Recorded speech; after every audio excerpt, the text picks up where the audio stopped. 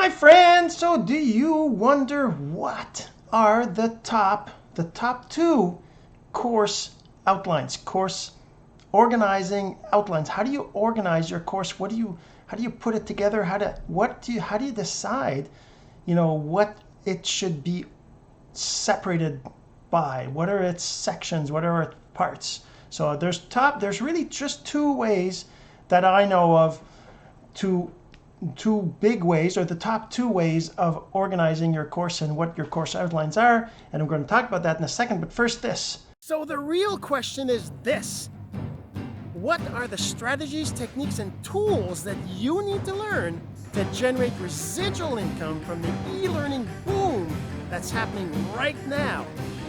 My name is Jean-Serge and welcome to Course Income Secrets. And the top two, sorry, I just shared on my, so the top two course outlines. What are the top two course outlines?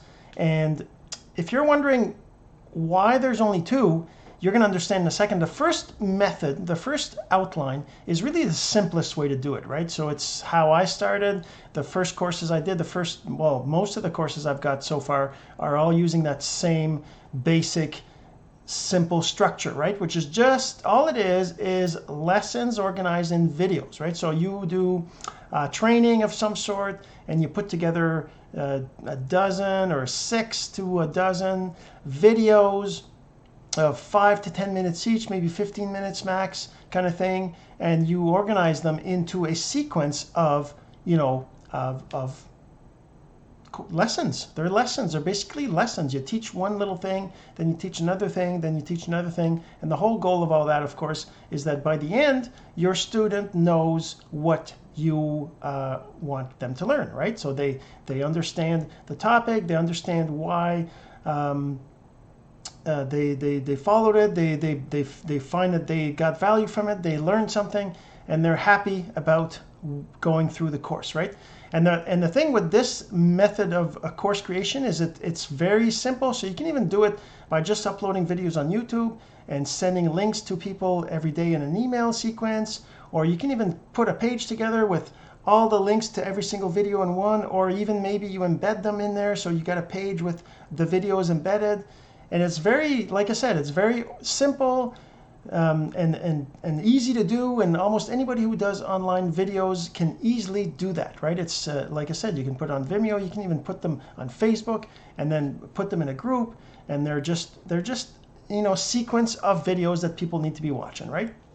And the thing about that is that because it's so simple, it's also so easy for somebody else to copy them. It's also easy for them to not necessarily go in the right sequence and go to the last video before the first one, and not follow along the way that they're supposed to.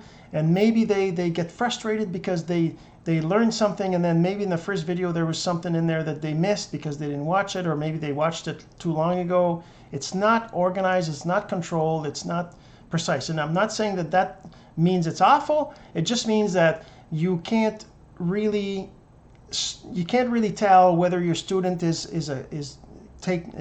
going at the pace that you expect them to. There's no control of any of those things when you do the simple layout. And even on sites like ClickCourse and ClickEcourse, we have the basic structure of a course as well, where you can just upload videos and you just put them in a sequence, and that's basically what the basic course is. It's just a series of lessons. If you look at lots of the leaders out there, that's how they sell their courses. That's how their courses have been sold in the past. Now things are getting more complex. People are expecting more complicated things, but at the same time, you don't want it to be so complex that it overwhelms them, and you don't want it to be super complex to understand and to create your course, right? So your first course definitely should be just a simple lesson video course. It's a lot easier to do, and if you want a little bit of control, you can do it in a site like ClickEcourse, where you can kind of organize them, and you can kind of keep track of how many students have watched which video and how much of the video they've watched, and all those kinds of things, right? All those metrics, right? You can do that with ClickEcourse, or other platforms, of course, have that support too. But with Click eCourse, there's the new method, which is, like I said, the second method of organizing or creating a course is using what the industry calls modules, right? They're basically sections, or it's the same thing as the academic world, right? When you go to university or to college, you've got a curriculum, which is a 6 month, 4 month, 6 months, or even a year or two period of time where you're going through a series of topics to get you to the end of the course, right? The end of the course is supposed to be you've learned a certain thing, right? So how do you get there in a way that's digestible over months, right? Over weeks and months? That's not that simple. You can't just have a bunch of videos to watch or just the teacher talking in front of the class throughout the whole session without really knowing where you are within the whole process, how much of it you've done so far. And in a traditional class, you've got like tests and quizzes every once in a while to validate that you've learned the topic before you go on to the next topic and all that kind of stuff. But that's all organized in modules. And that's the thing with Click eCourse. In there, you go and you create your module. You put in your module, you can put a lesson, you can put some text, you can put a quiz, a test, and you can create another module and do the same thing in there, right? And the idea is when you're thinking about your course, that's the cool thing about the modules, right? How do you organize the whole thing, right? I remember when I first started trying to look at how to create a course online, I was like, what is this module stuff? I just want to do a basic course, and I couldn't find how to do a basic course. This is why I created Click eCourse, because I wanted the basic course. But as I grew in the whole thing, I realized that modules, you still need to have the ability to create modules, but I didn't want to enforce that on new users. So that's why I wanted the Click eCourse to have the basics of the lessons, the video lessons in a course with just video lessons, right? I wanted that to be a basic, and if you want to do modules, you can do it after the fact, or you can do it and at the same time anyways, it's organized differently than what I've seen on other sites. That's one of the reasons I did this. But so the thing is that in a module, the idea with a module or the course using modules is that you look at your course, the whole course, right? Is it a 1 month course, a 6 month course, whatever it is? Obviously, you don't want to be doing 6 month courses online necessarily.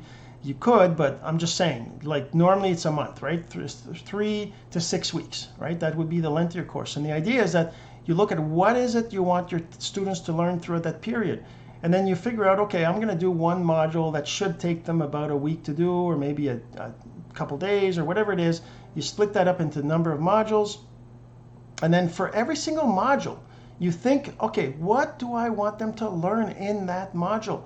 What part of the whole do I want them to learn in this module, this particular part of the course, right?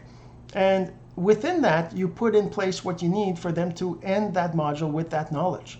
And then you go to the next one and the next one. And the idea is that you look at how many modules you're going to need, and then you look at what you're going to teach in each of the modules. I know it's a process. It's not as simple as just doing video courses, especially if you've been doing the thing for a long time. You know exactly how to teach it. You've been teaching it online, for example. Well, you want to just have a video series, that's great.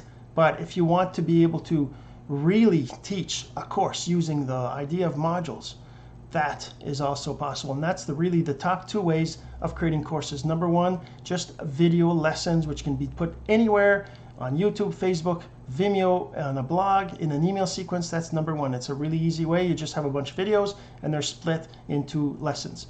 Number 2 is you create a course with modules, and every single module can have one or more video, one or more files, a PDF, a cheat sheet, or a quiz, a test, and you can do that in Click eCourse.